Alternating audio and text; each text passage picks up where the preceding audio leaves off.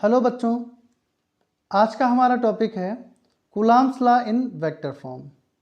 पहले हम पढ़ चुके हैं कूलॉम्स का स्केलर फॉर्म, पहले ही पढ़ चुके हैं, जिसमें हम लोग क्या निकाल रहे थे, फोर्स का मैग्नीट्यूड निकाल रहे थे। लेकिन अब हम क्या करेंगे, यहाँ पे फोर्स की डायरेक्शन को निकालेंगे।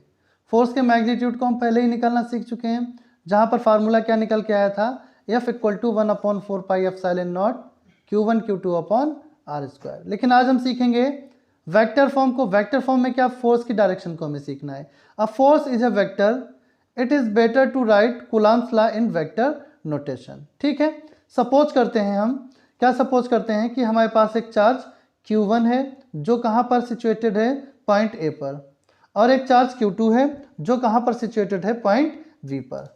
ठीक है, ये हमारा क्या है, ओरिजिन O है। क्या है, ओरिजिन O है। और ये हमारी Z एक्सिस है, ये X एक्सिस है, ये Y एक्सिस है। इतनी बात समझ में आ गई। अब हमें क्या चाहिए है, अब हमें चाहिए पोजीशन वेक्टर।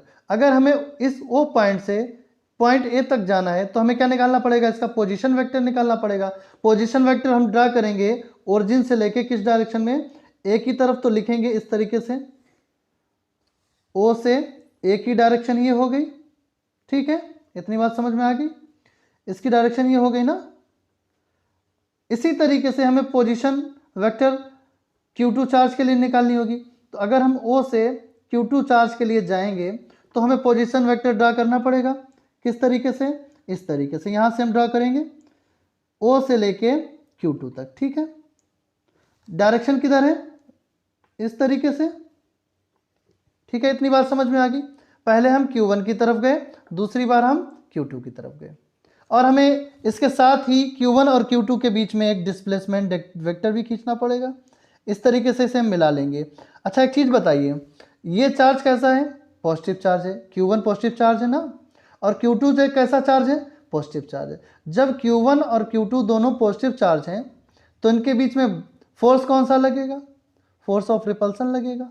भाई, दोनों पॉजिटिव चार्ज के बीच में कौन सा फोर्स लगता है, जब दो पॉजिटिव चार्ज दिए गए हों तो फोर्स ऑफ रिपल्सन लगता है। तो फोर्स ऑफ रिपल्सन लगेगा मतलब एक फोर्स ऊपर की तरफ लगेगा और एक फोर्स किधर लगेगा, नीचे की तरफ लगेगा। इतनी बात तो क्लियर है। एक फोर्स ऊपर की तरफ लगा, एक फोर्स नीचे की तरफ लगा। ठीक है, लेकिन ये फोर्स होंगे कौन से, सबसे पहले इस चार्ज पे देखते हैं। इस पर पहला चार्ज है, कैसा चार्ज है, पहला चार्ज है, Q1 है। और Q1 पे किसने फोर्स लगाया, 2 वाले ने। तो यहाँ पे लिख देंगे 1 पर फोर्स लगाया किसने, 2 ने।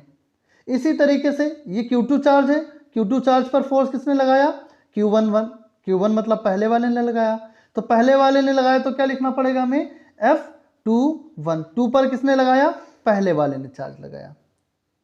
इतनी बात समझ में आ गई। अब हमें डिस्प्लेसमेंट वेक्टर की ड्रॉ करने पड़ेंगे। डिस्प्लेसमेंट वेक्टर अगर हम ड्रॉ करेंगे, सबसे पहले हम Q1 से Q2 की तरफ आते हैं। अगर हमें Q1 से Q2 की तरफ आना पड़ेगा तो हमें डिस्प्लेसमेंट वेक्टर नीचे की तरफ ड्रॉ करेंगे। नीचे की तरफ ड्रॉ करने का मतलब क्या है, इस तरीके से। ठीक है, नीचे की तरफ डायरेक्शन ये हो जाएगी, तो इसका डिस्प्लेसमेंट वेक्टर क्या हो जाएगा, R1 से आए ना, 1 से किधर आए, 2 की तरफ, तो R12 हो जाएगा। ठीक है, अगर हमें 2 से 1 की तरफ जाना है, अगर हमें 2 से 1 की तरफ जाना है तो हमें डिस्प्लेसमेंट वेक्टर ऊपर की तरफ इस तरीके से डायरेक्शन में खींचना पड़ेगा, ड्रॉ करना पड़ेगा। तो ये डायरेक्शन हो गई किसकी, R2 1 की। यहाँ तक समझ में आ गया। डिस्प्लेसमेंट वेक्टर अगर हमें Q1 से Q2 की तरफ आना है तो नीचे की तरफ ड्रॉ करेंगे, अगर हमें 2 1 से ऊपर की तरफ जाना है तो इस तरीके से ड्रॉ करेंगे। ठीक है, यहाँ तक समझ में आ गया। अब हमें R12 और R21 की वैल्यू निकालनी है, और वैल्यू किससे निकालेंगे, हम वैल्यू निकालेंगे वेक्टर के एडिशन के ट्राइंगल रूल से। ठीक है, हम लोग वेक्टर का एडिशन ट्राइंगल रूल आपने पढ़ा होगा कि अगर दो वेक्टर एक ही डायरेक्शन में हो तो ऐड हो जाते हैं, बाकी तीसरा वेक्टर क्या ले लिया जाता है, तीसरा वेक्टर क्या लिया जाता है, अरे भाई इक्वल में ले लिया जाता है ना। ये Q1 के लिए R1 वेक्टर मान लिया पोजीशन वेक्टर, Q2 के लिए R2 वेक्टर ले लिया। ठीक है, यहाँ तक समझ में आ गया। तो अगर हमें ट्राइंगल रूल लगाना है तो ट्राइंगल रूल में क्या होता है, ये वेक्टर की डायरेक्शन ये, ठीक है, ये वेक्टर की डायरेक्शन बाहर की तरफ थी, इस दिशा में ऊपर की तरफ, और ये वाली अगर हमें डायरेक्शन ऊपर की तरफ जा रही है, ऊपर की कौन सा जा रहा है, R21 जा रहा है, ये वाला और ये वाला ऐड कर दें और किसके इक्वल में लिख दें, इस थर्ड वाली लाइन के इक्वल कर देंगे। ठीक है, तो हमें क्या लिखना पड़ेगा जरा बताओ, R2 वेक्टर प्लस, देखिए ये गए यहाँ से, फिर यहाँ से ऊपर की तरफ जा रहे हैं, तो क्या लिखना पड़ेगा, R21 वेक्टर, और इक्वल में किसा करा जाता है, तीसरा वाला जो वेक्टर की जो लाइन होती है उसे इक्वल कर देते हैं, तो R1 वेक्टर। तो यहाँ से अगर हम R21 की वैल्यू निकालें, R21 वेक्टर की वैल्यू निकालें, क्या निकल के आएगी, R1 वेक्टर माइनस का ये इधर चला जाएगा तो R2 वेक्टर। तो एक वैल्यू तो निकल आई, अब हमें दूसरी वैल्यू निकालनी है। ये वैल्यू किसकी निकल के आई, R21 की निकल आई, मतलब R21 की वैल्यू निकाल ली हमने। अब हम देखते हैं इस वाले ट्रायंगल में, इधर से जाएंगे पहले यहाँ तक तो इसकी डायरेक्शन इधर है, फिर इधर जाएंगे नीचे की तरफ तो इसकी डायरेक्शन इधर है, तो ये वाला और ये वाला ऐड कर दें और तीसरे वाले के साथ इक्वल कर दें। तो क्या लिखना पड़ेगा जरा बताओ, पहला क्या है, R1 वेक्टर प्लस क्या लगाओगे, इस डायरेक्शन में देखो डायरेक्शन ये किधर है, नीचे की तरफ है, तो क्या लिखेंगे, R12 वेक्टर इक्वल किसके कर देंगे, तीसरे वाले के साथ, इसके साथ इक्वल कर देंगे, क्या लिखेंगे, R2 वेक्टर। तो R12 की वैल्यू निकालो जरा, R12 की वैल्यू निकालोगे, R2 माइनस का R1। यहां तक समझ में आ गया, क्लियर हुआ या नहीं हुआ, आगे बढ़ते हैं चलिए। अब हम लिखेंगे फोर्स ऑन, क्या लिखेंगे, force on charge Q1 due to Q2 is F12। तो दिख रहा होगा चार्ज Q1 जब फोर्स लगा रहा है Q2 पर, चार्ज Q1 फोर्स लगा रहा है Q2 पर, तो क्या हो रहा है, देखो चार्ज Q2 ने फोर्स लगाया, ये चार्ज Q2 है, इसने फोर्स ऊपर की तरफ लगाया Q1 पर, किस पर लगाया, Q1 पर, तो क्या लिख देंगे, F12। ठीक, क्या लिख देंगे, F12।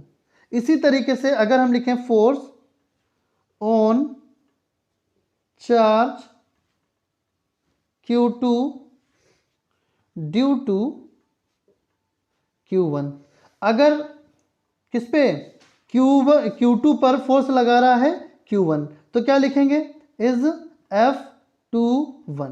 ठीक है, F21, यहां तक आ गए हम लोग। अब हमें वैल्यू निकालनी है, किसकी निकालनी है, F12 की निकालनी है और F21 की निकालनी है। ठीक है, यही तो हमें वेक्टर फॉर्म में बताना है, तो हम लिखेंगे F21, क्या लिखेंगे, पहले हम F21 की वैल्यू निकाल लेते हैं।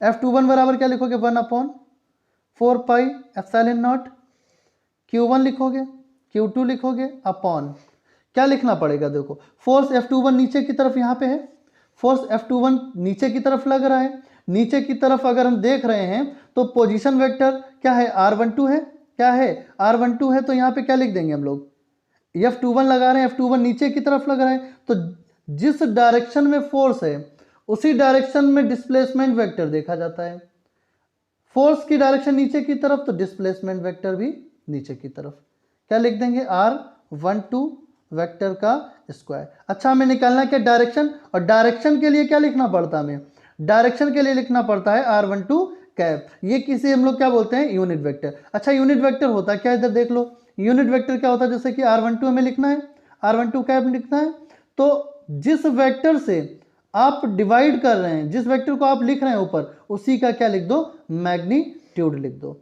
जैसे कि R12, हमें R12 का कैप निकालना है तो R12 लिख देंगे ऊपर वेक्टर फॉर्म में, और उसका जस्ट नीचे डिवाइड में क्या कर देंगे, यूनिट वेक्टर लिख देंगे, इसे यूनिट वेक्टर बोलते हैं, मैग्नीट्यूड लिख देंगे, सॉरी यूनिट वेक्टर तो इसे बोलते हैं, ये बोलते हैं इसे मैग्नीट्यूड, मैग्नीट्यूड से डिवाइड कर देंगे। ठीक है, यहाँ तक समझ में आ गया। अब हमें करना क्या है, लिखना है F21 equal to 1/4 pi epsilon naught Q1 Q2 upon R12 की वैल्यू हमने निकाली है, R12 की वैल्यू क्या निकल के आई थी, R2 minus R1, R2 minus R1 दिख रहा है ना आपको, तो क्या लिखेंगे, R2 माइनस का R1 का मैग्नीट्यूड का स्क्वायर इंटू R12, R12 का मतलब वेक्टर फॉर्म और वेक्टर फॉर्म क्या होता है, जो वेक्टर तुमने लिया है उसका क्या करना पड़ेगा, r12 की वैल्यू तुमने निकाली r2 माइनस r1, तो क्या लिखोगे r2 माइनस r1 वेक्टर, इसी का हमें क्या लिखना पड़ेगा, डिवाइड करना पड़ेगा मैग्नीट्यूड से, तो r2 माइनस r1 का कैप। ठीक है, इतनी बात समझ में आ गई।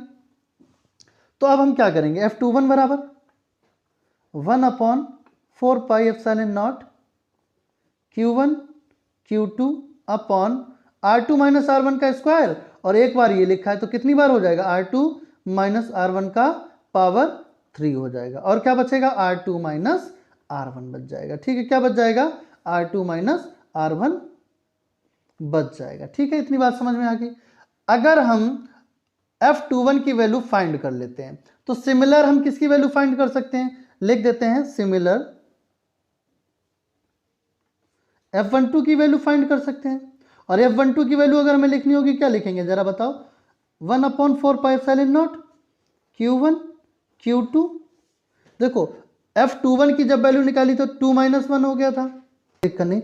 अगर हमें 1/4 pi epsilon 0 R2 minus R1 का क्यूब निकाल लिया तो F12 के लिए हमें क्या करना पड़ेगा, 1/4 pi epsilon naught Q1 Q2, यहाँ पे क्या लिख देंगे, जहां पर R2 माइनस R1 आ रहा था वहां पे क्या लिखते चले जाएंगे, R1 माइनस R2 का क्यूब लिख देंगे और R1 माइनस R2 लिख देंगे। ठीक है, अच्छा एक चीज बता दें आपको वेक्टर फॉर्म में, क्योंकि हमें डायरेक्शन बताना है, डायरेक्शन बताने क्या लिखते हैं, F21 लिखेंगे और इक्वल टू क्या लिख देंगे, F12, लेकिन सिंबल लगा देंगे माइनस का, और ये जो माइनस साइन है वो ये बता रहा है कि जो F21 की डायरेक्शन है वो जस्ट अपोजिट डायरेक्शन है किसकी, F12 की डायरेक्शन के अपोजिट है।